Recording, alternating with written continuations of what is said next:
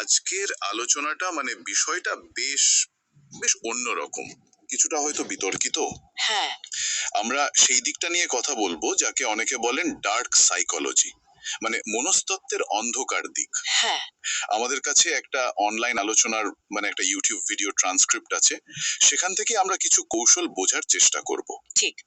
তবে শুরুতেই একটা কথা পরিষ্কার করা দরকার, খুব জরুরি এটা। বলুন।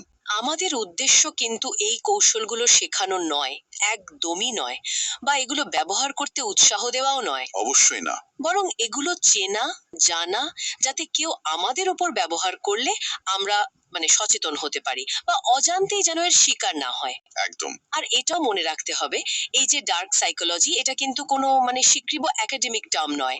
এটা আসলে মানুষের আচরণের অন্ধকার দিক বা ম্যানিপুলেটিভ কৌশল বোঝানোর জন্য একটা পপুলার শব্দ, এই আর কি। ঠিক বলেছেন, সচেতনতাই আসল লক্ষ্য। তাহলে চলুন একটু গভীরে যাই। এই কৌশলগুলো কি, কিভাবে কাজ করে, আর এগুলো চিনে রাখা কেন দরকার? তালিকায় প্রথমে যেটা আসছে সেটা হলো গ্যাস লাইটিং।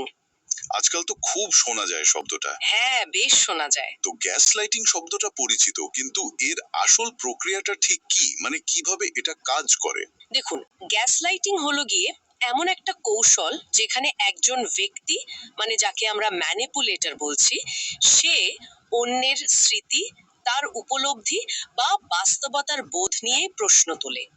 সরাসরি স্মৃতি বা পারসেপশন নিয়েই প্রশ্ন। হ্যাঁ, উদ্দেশ্য হলো যার ওপর এটা প্রয়োগ করা হচ্ছে তার মনে একটা আত্মসন্দেহ তৈরি করা। সে নিজেই নিজের উপর সন্দেহ করতে শুরু করবে। আচ্ছা। পরিস্থিতিটাকে এমন ভাবে সে ঘুরিয়ে দেবে যাতে আপনার মনে হবে, আরে ভুলটা তো আমারই, আমি হয়তো ভুল শুনেছি বা ভুল বুঝেছি, অথবা বেশি রিয়্যাক্ট করছি। তার ধরুন, কেউ আমার সাথে খারাপ ব্যবহার করলো, কিন্তু আমি যে বলতে গেলাম। ঠিক। সে এমন ভাব করবে যেন আপনি বেশি সেনসিটিভ, অথবা আপনি ভুল ব্যাখ্যা করছেন। হ্যাঁ হ্যাঁ, এরকম হয়। তারা আপনার অনুভূতিকে হয়তো ছোট করে দেখাবে, আপনার অভিজ্ঞতাকে অস্বীকার করবে। ধরুন, পুরনো কোনো ঘটনার কথা বললেন, সে হয়তো বলবে, কই, সেরকম তো কিছু হয়নি, বা তোমার ভুল মনে আছে। ও।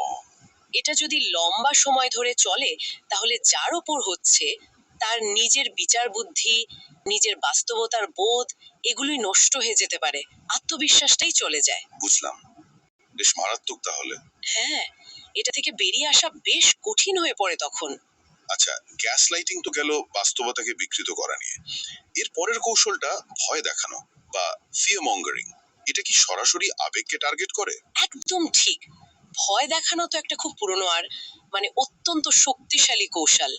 ইতিহাসে দেখুন না, কত উদাহরণ আছে। যেমন? যেমন ধরুন, হিটলার যেভাবে মিডিয়াকে ব্যবহার করে একটা বিশেষ জনগোষ্ঠীকে, ইহুদিদের, জার্মানির সব সমস্যার মূল কারণ হিসেবে দেখিয়েছিল।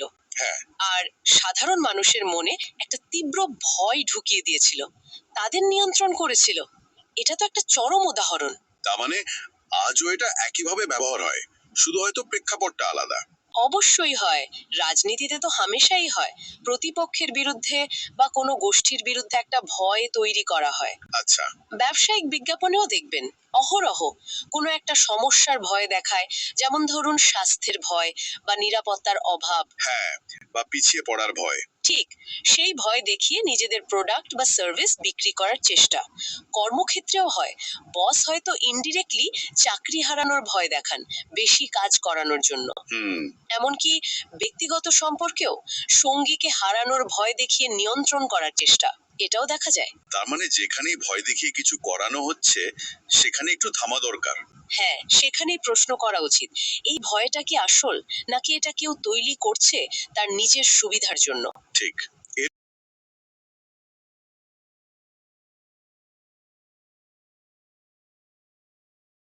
হ্যাঁ, হ্যাঁ, হ্যাঁ, শুরুটা ঠিক সেরকমই মনে হয়, একদম ভালোবাসার বন্যা। তাই নাকি?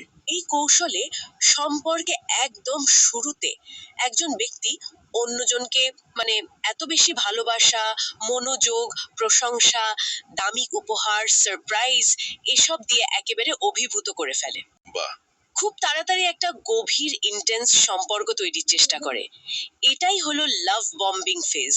কিন্তু বম্বিং অংশটা কেন? ভালোবাসা থাকলে বোমা কেন? এখানেই তো আসল কৌশলটা। মানে যখন ম্যানিপুলেটর বোঝে যে